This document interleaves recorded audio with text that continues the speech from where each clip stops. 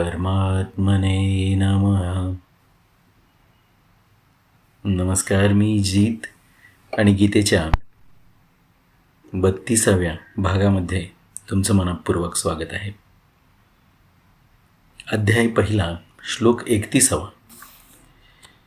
निमित्तानि च पश्यामि विपरीतानि केशव, न च श्रेयो अनुपश्यामि हत्वा स्वजनं माहवे. हे केशव, मी लक्षणांनाही म्हणजे निमित्तांनाही किंवा शकुनांनाही विपरीत पाहत आहे आणि युद्धात स्वजनांना मारून कल्याणही लाभही पाहत नाही. भाषांतर पाहूया. आणि मला फक्त विपरीत निमित्तेच दिसत आहेत. युद्धात स्वजनांची हत्या करण्यात मला कल्याण दिसत नाही. व्याख्या पाहूया. हे केशवा, मी शकुनही विपरीतच पाहत आहे. आता इथे पहा, केशव म्हणजे केशी दैत्याचा वध करणारा. इथे त्या अर्थाने म्हणजे तू दैत्यांचा वध केलेला आहेस या अर्थाने अर्जुन प्रत्येक श्लोकामध्ये जे नाव घेतलेलं आहे त्यांनी अर्जुनाने कृष्णाचं किंवा कृष्णाने अर्जुनाचं, तर तिथे त्याला तो संदर्भ आहे. इथे तू स्वजनांना मी इथे पाहतोय, यांना मारून काही मला लाभ मिळणार नाही असं मला दिसतंय, कारण हे काही दैत्य नव्हेत असं अर्जुन या ठिकाणी म्हणतात. हे केशव, मी शकुनही विपरीतच पाहत आहे. पहा, जेवढे म्हणून शकुन होतात ते कोणत्याही चांगल्या अथवा वाईट घटनांचे निमित्त नसतात. अर्थात ते कोणत्याही घटनेचे निर्माते नसतात, तर भावी घटनेची सूचना देणारे असतात. शकुन दर्शवणारे प्राणी ही वास्तविक शकुन दाखवत नाहीत, तर त्यांच्या स्वाभाविक क्रिया शकुन दर्शक असतात. हा एक भाव आहे. वैज्ञानिक पातळीवरती हा विषय किंवा हे स्पष्टीकरण किती टिकेल त्याच्याबद्दल संशोधन ज्याचं त्यांनी करावं. परंतु शकुन आणि अपशकुनाच्या पलीकडे जाऊन आपलं कर्म आपण शांतपणाने करणं हे आपल्या निश्चितच हातात आहे. पहा, तात्पर्य हे आहे की कोणत्याही कार्याच्या सुरुवातीला मनात जितका अधिक उत्साह असतो तो त्या कार्याला तितक्याच अधिक प्रमाणात सिद्ध करणारा असतो. परंतु जर कार्याच्या आरंभीच उत्साहभंग झाला, मनात संकल्प विकल्प योग्य नसले, तर त्या कार्याचा परिणामही चांगला होत नाही.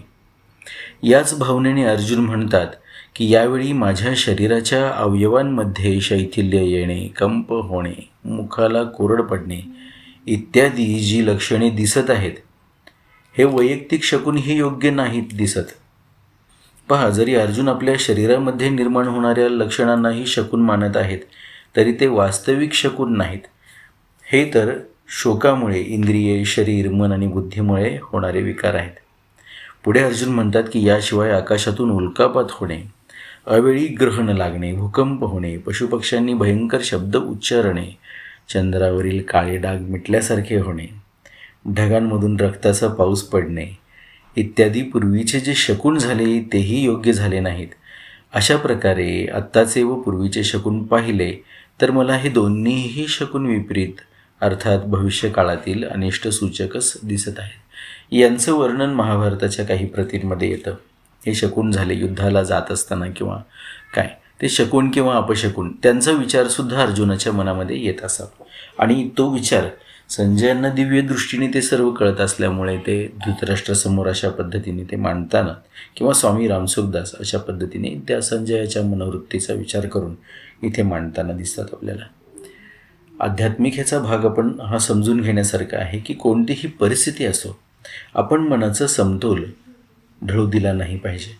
आणि समतोलचा अर्थ कुठे तोल सांभाळायचा आहे अशा अर्थाने न घेता सर्व परिस्थितीमध्ये आपल्या मनाची जी भूमिका आहे, अवस्था आहे, ती समान ठेवायची आहे आपल्याला.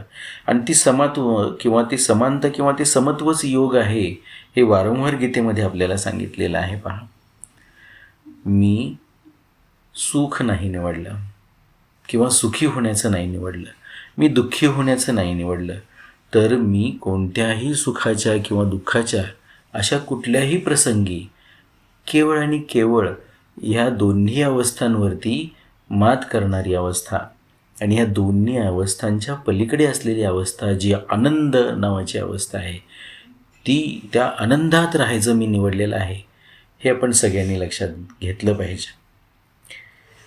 पुढे व्याख्या असं सांगतात की युद्धामध्ये आपल्या कुटुंबियांना मारून आम्हाला काही लाभ होईल असेही नाही. या युद्धाच्या परिणामस्वरूपी आम्हाला हा लोक व परलोक हितकारक दिसत नाही, कारण जो आपल्या कुळाचा नाश करतो तो अत्यंत पापी असतो. म्हणून कुळाचा नाश केल्याने आम्हाला पापच लागेल, ज्यामुळे नरकाची प्राप्ती होईल.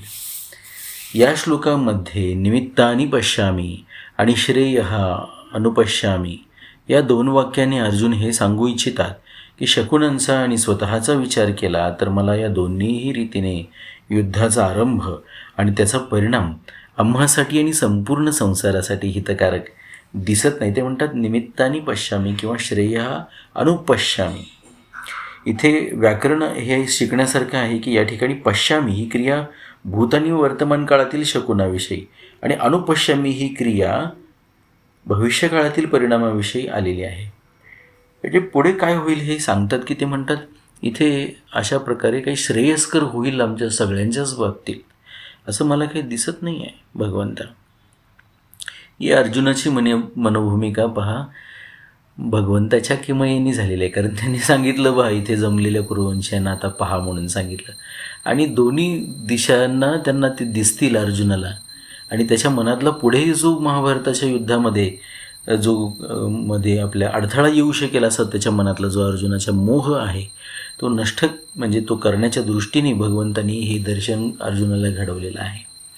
आणि तेच अर्जुन आता पाहत आहेत आणि ते म्हणतात की दोन्हीकडे माझेच तर आहेत, स्वजन आहेत सगळे, त्यांची हत्या करून स्वजनांची किंवा दोन्हीकडच्या स्वजनांच्या हत्येला कारणीभूत होऊन कुठल्याही प्रकारचं श्रेय माझ्या पदरात पडेल किंवा आमच्या पदरात पडेल असं मला काही वाटत नाही आहे, या अर्थाने अर्जुन इथे बोलतात.